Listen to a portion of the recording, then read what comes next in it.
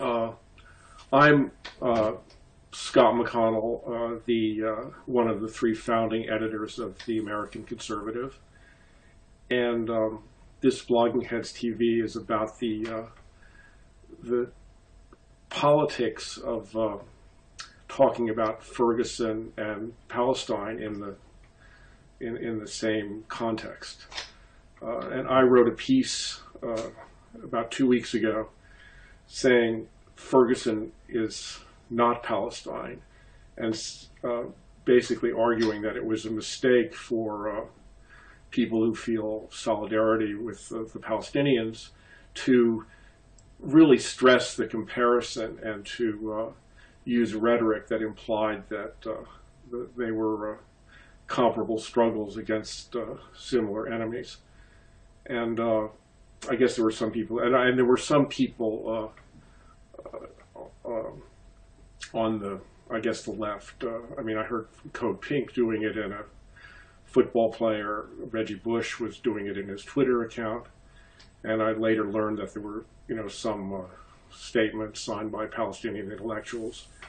And my argument was that this was, would not help the cause of Palestine solidarity in the United States, which I think was actually gaining a lot of momentum, and I hope will still gain momentum. And Yousef, I think, was one of the people who disagreed with at least part of that analysis. Yeah, I thought, there were a number of things that I disagreed with, but I mean, I guess let's start off with a point of agreement, and that is that Ferguson is not Palestine. I don't think that anybody is seriously making the comparison that they are the same things. Both of them are, of course, very different. There's no doubt that African Americans in this country are dealing with challenges in their own right that are unique, and Palestinians are, of course, living under a military occupation, and we could have an entire conversation about the differences in status between Palestinians under occupation and under the Israeli system and African Americans here. So I think to that extent I agree with you. I don't think that Ferguson and Palestine are the same thing, but I'm not sure that what most people were doing who were making connections between movements for justice in Palestine and movements for justice or reform in the way that the legal system deals with African Americans in this country were really making the argument that they were the same. I think what they were trying to do was create connections of solidarity between different movements which are dealing with systems that they both see as fundamentally unjust, and hope to create leverage and solidarity by working together. Yes. I think for our viewers, you should introduce yourself, Yousef. Sure. My name is Yousef Munayyer. I'm the director of the Jerusalem Fund and the Palestine Center. Okay. Everybody who I raised this question with was, acknowledged readily that the systems of, that the conditions of African Americans do not compare in any literal sense to the system of military occupation that Palestinians live under. I guess my, and I certainly, as someone who I think does favor Palestinian rights and self-determination, I question whether when you make an alliance with certain other groups or factions, you tend to borrow a lot of their rhetoric. And so even if it's acknowledged that the situations are the same, I found it a little worrisome that you see, and probably not good for Palestinians, to make assertions about the situation in Ferguson that are most Americans would probably find a little over the top. And I also think that obviously there are problems with police brutality, and there's a lot of difficulties between the police and Black Americans now, and it's historical, and it seems to wax and wane, and it's a very hard situation to get right. But it doesn't, in I think the eyes of the majority of Americans, which Palestinians have to reach, rise to the level of systemic brutality that justifies revolutionary rhetoric, and I see some glimmers of that.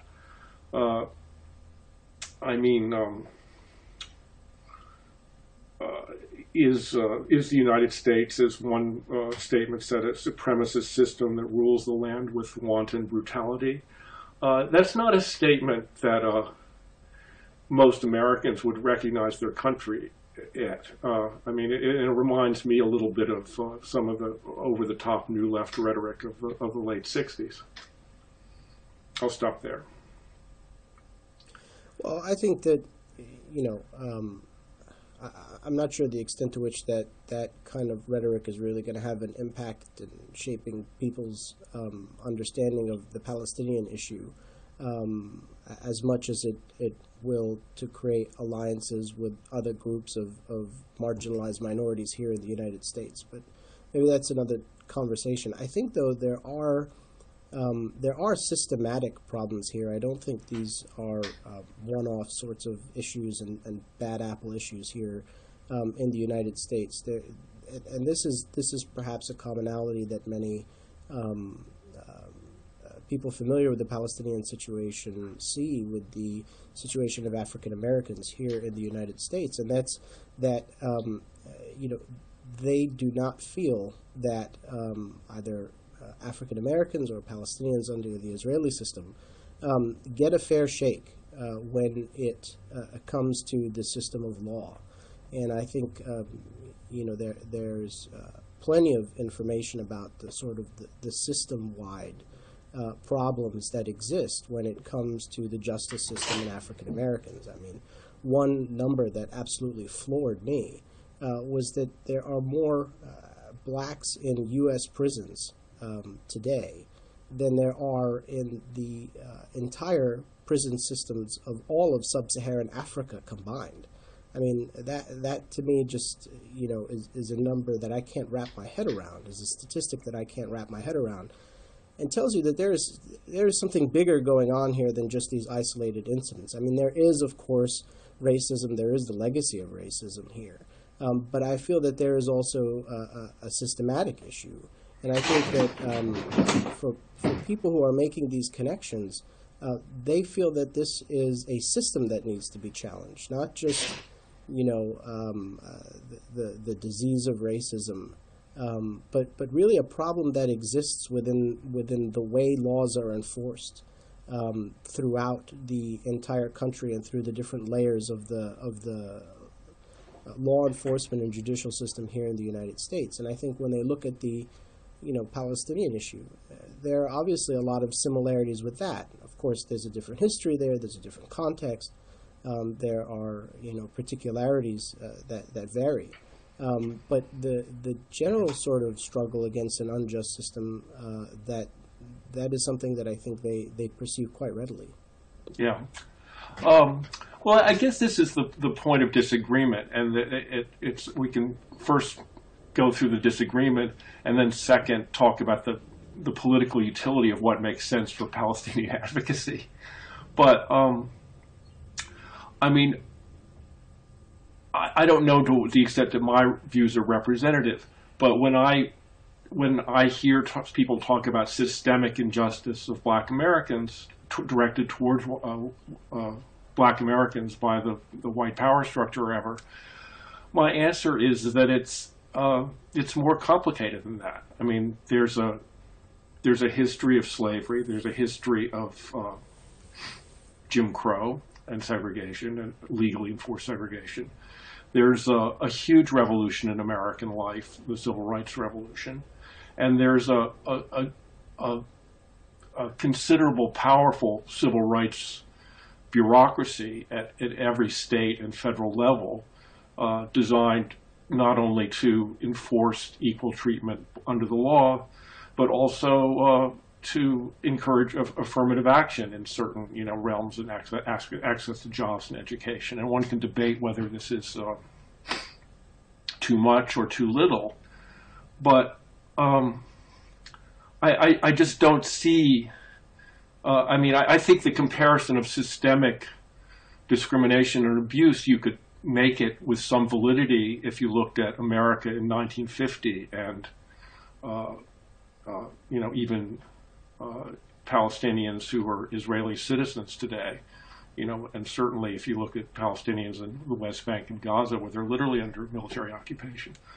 But the situation between black and white Americans seems to be far more complicated than that. And I actually don't think, I know that there's a lot of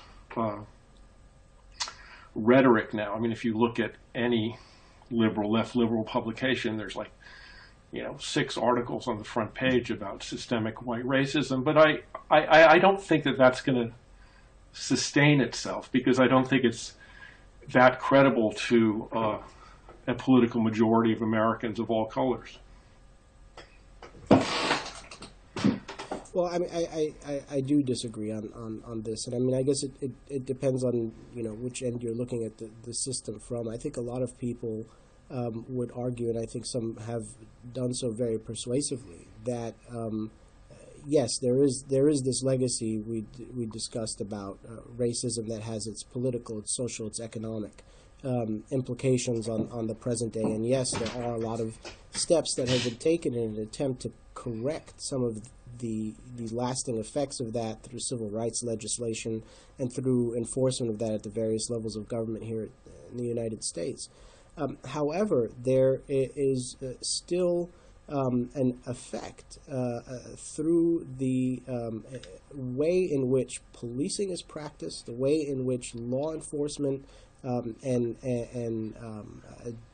justice is done here in the United States that disproportionately disadvantages people of color, and creates this system that some have called a prison complex or a prison industrial complex, which has institutionalized a very significant proportion of people of color in this country, and has altered the trajectory in which they are able to access and be part of social and political power in this country after they make their way through that system. And this is what many have called sort of the new Jim Crow, or the modified Jim Crow. There are certainly differences, but there is no doubt, at least in my mind or from my perspective, that there is still a systematic problem here. And I think it shows when you look at some of the numbers and the disproportionate representation of race in some of these areas, that there is still something systematic here. And it is more complicated than it used to be. It's not as black and white as it used to be, for lack of better terms, than it was in the 1950s. But nonetheless, I think this effect still exists, and there's a lot more work to do. But I'm by no means an expert on race in the United States, and to an extent feel uncomfortable about having a conversation like this that's perhaps outside of my expertise and comfort zone. And I think it would be good to include in a broader discussion, certainly people who are experts in this, and African Americans in particular. But it seems to me that yes, there is still systematic problems, and there are lots of connections that Palestinians make with this issue, not just because they are Palestinians, but because they feel that there is something fundamentally wrong here as human beings, as people who want to see a more socially just outcome in the United States and everywhere. And let's be clear about something, I can't say that that exists among all Palestinians. There are certainly problems of racism within Palestinian society as well. But there is among many a sense of a need for a more socially just system here in the United States and in Israel, Palestine. And I think it's among those that you will see people quickly making the connections between these two struggles. Well, let me slightly push off into the direction of whether this is a politically useful connection for the Palestine solidarity movement in the United States to make. And there's a passage, I don't have the book with me, unfortunately, but one passage which stuck with me in Walton Mearsheimer's The Israel Lobby is the assertion that the more Americans learn about the occupation in Israel, the more they realize that Israel is right now acting contrary to American values. There is some commonalities between the way in which these two countries were founded and the legacy of that and how the legacy of those things, and we're talking here, of course, against the ethnic cleansing and genocide of Native Americans and the institution of slavery and so on, how the legacies of those things still play into current history. And of course, there's a much longer period of time in between those moments and what had happened in Israel-Palestine in 1948 and the effects of it today.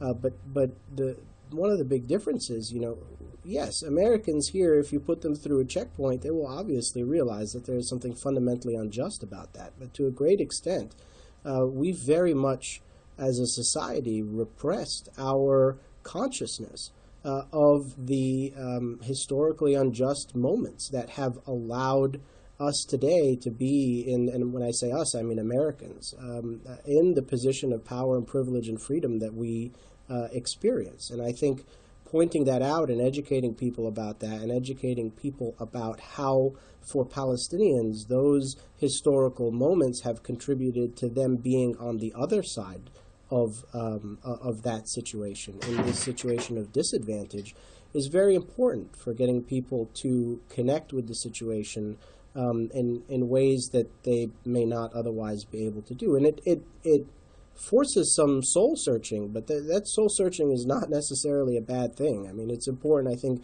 to come to grips with some of the injustices that have been done in this country and to do what is necessary to attempt to rectify them, to create a more socially just society here to the extent that we really can.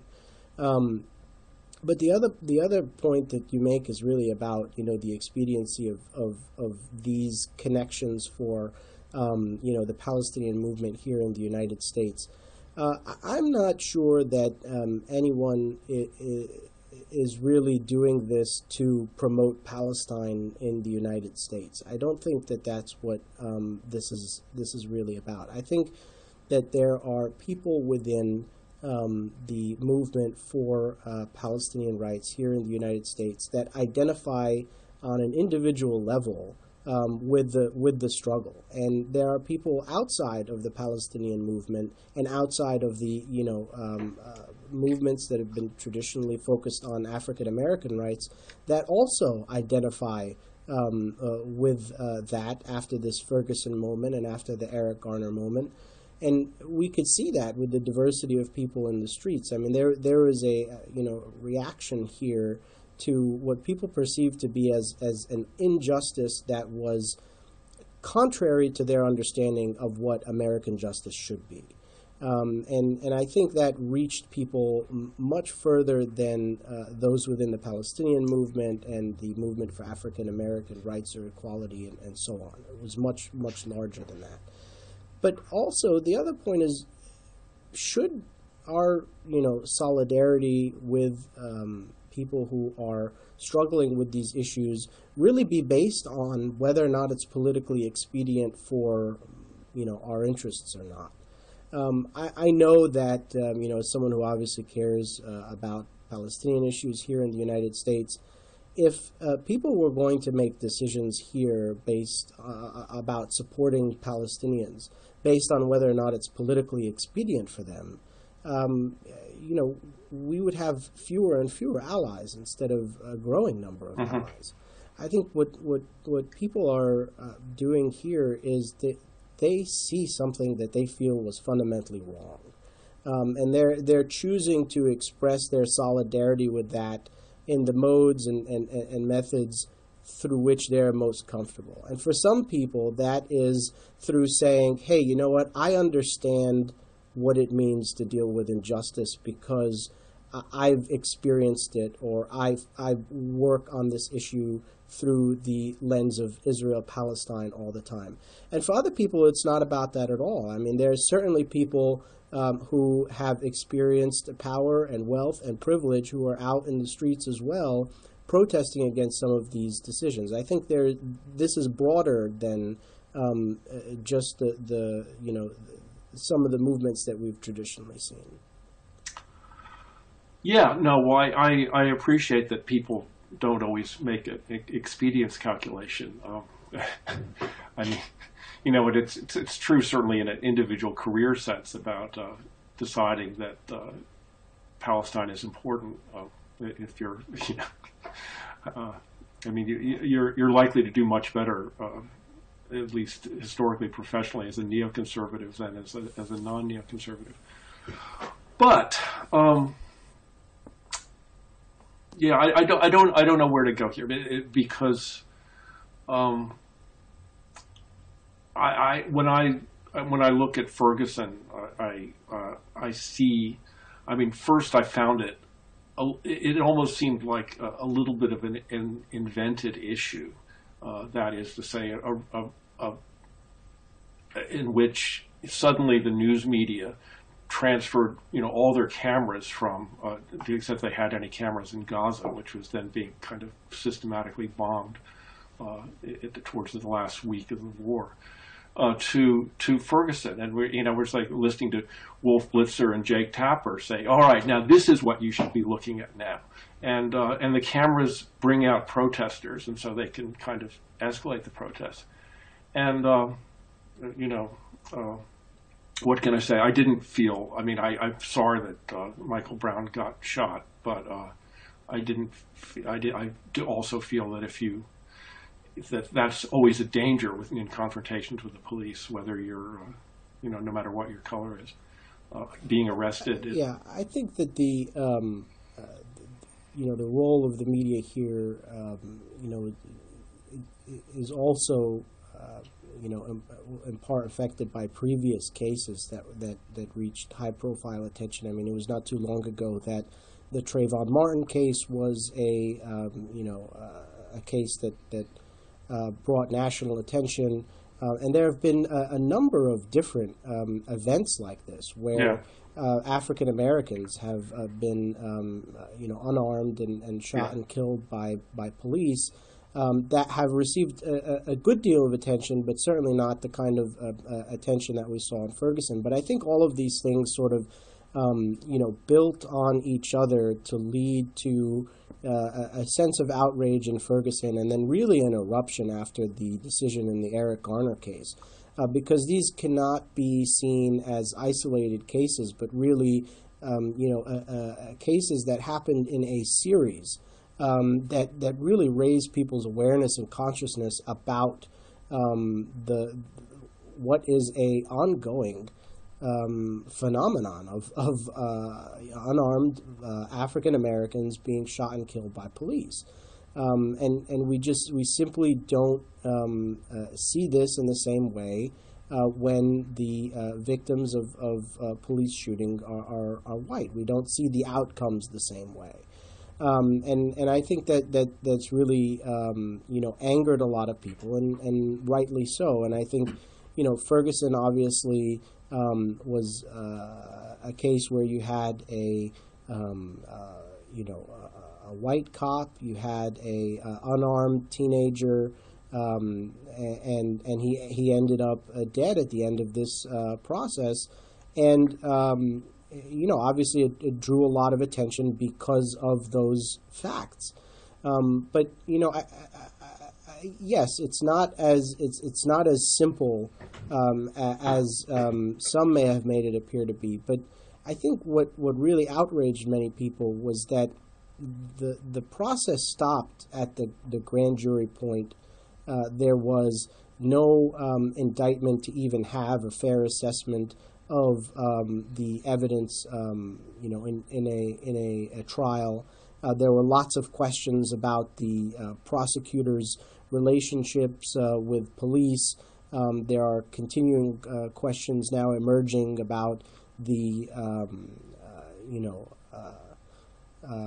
witnesses, some of the witnesses and their testimony, and when you look at the facts of the case, there's something that just leaves a bad taste in your mouth, and I think that was even more clear with the Eric Garner case, and that's what really led to the kind of attention and the outrage that you are seeing today. I don't think it's necessarily manufactured by the media. I think the media was responding really to what they knew would be a story that would raise a lot of eyebrows if people knew about it. It's something that people would want to know about. Yeah. Okay. Eric Garner. I mean, it seems to me a different category of police error. And is you see that video and you see a guy who he isn't belligerent, and he probably should have been. I mean, he was breaking the law, and he didn't. And it's hard to arrest somebody who doesn't want to be arrested. And but he, you don't have any sense that the cops themselves felt in danger. So they got to figure out a different way to comport themselves. And it's almost random that those two cases got connected, because I think most people thought there would be, or I did at least, there would be an indictment in the Garner case and a trial. But I think there is a sense of randomness with their connection, particularly the timing of the Garner case of his death took place prior to Michael Brown's death. It was just that the indictments, the non-indictment really, the announcement of that occurred shortly after the no decision in Ferguson as well. But the more this issue is brought to the fore, the more you realize that there isn't so much a randomness to this. I mean, it's every few days that you hear another story about something like this taking place. I mean, we were in the midst of all of the news about Ferguson coming out when you had the Tamir Rice case in Cleveland. Yeah. And just a shocking and horrifying scene there. Which was also caught on video. And I think the fact that, there is video has a lot to do with the extent of media coverage of these different things. But there's a lot of this going on, which I think is what is adding to the outrage, is that this is not something that's random, or certainly doesn't appear to be. Yeah. I wonder, I think that it's actually, there are less police shootings of black men than there were percentage-wise, like 50% less than 15 years ago I saw. So there may be greater awareness. And this is, I know that this percolates in the 60s and 70s. Police brutality was a cause. And then Al Sharpton, in the late 80s in New York, it came up. The result was, in New York, I have to say, that an election of a really law and order type mayor, Giuliani. So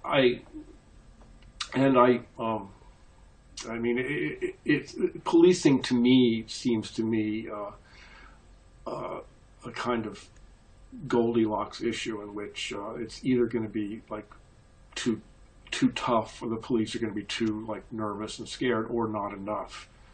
And we can certainly think of situations where the police department did not do enough to save a city from semi-collapse. I guess Detroit would be an example. And I think it's difficult. And I think that, if there are, thousands and thousands of encounters between suspects and police, every day, and in probably hundreds of those, or many of those, the police fear that the suspect, may be armed. I'm not sure that there's this epidemic of, police murdering black men. But I know that there are enough things in a country of 300 million that you can string together, one every 3 weeks or so, and make an argument that it is. And I'm not, I'm not going to address that either way. I guess my main point, even in addressing this issue to begin with, is that to me, it's nothing like Israel-Palestine.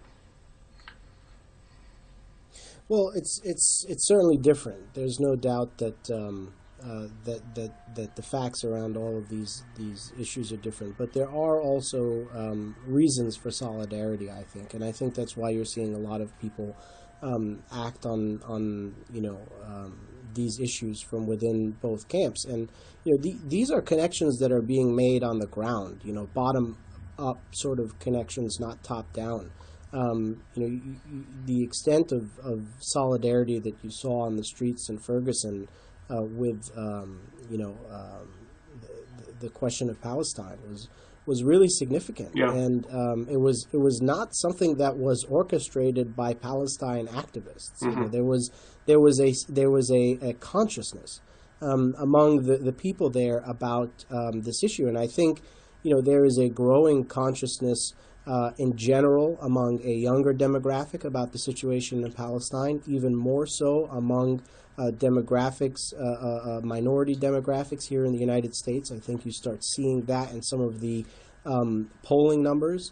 So there are connections that are being made without really activists and advocates having to make these connections, which is truly, I think, an inspiring thing, because that tells you that there are people who are more aware today of what's going on in Palestine, and they are finding ways to connect through the lenses that are appropriate for them, that they see fit, in the same way that Palestinians might connect with the outside world through lenses that are appropriate or fitting for them. So what I took from much of this is just the extent of consciousness and how inspiring it was to see the embrace of people who stood for Palestine, along with people who stood for a more socially just system here in the United States.